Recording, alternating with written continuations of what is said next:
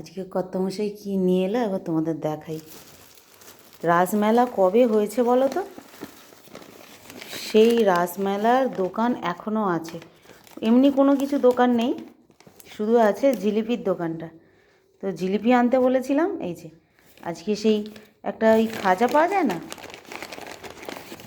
এই যেরকম গজা টাইপের, এই যে এইগুলো নিয়ে এসেছে। আর এইগুলো মালপোয়া মতো বেশ এখনও বিক্রি হচ্ছে জানো। আর একটা কী এনেছে,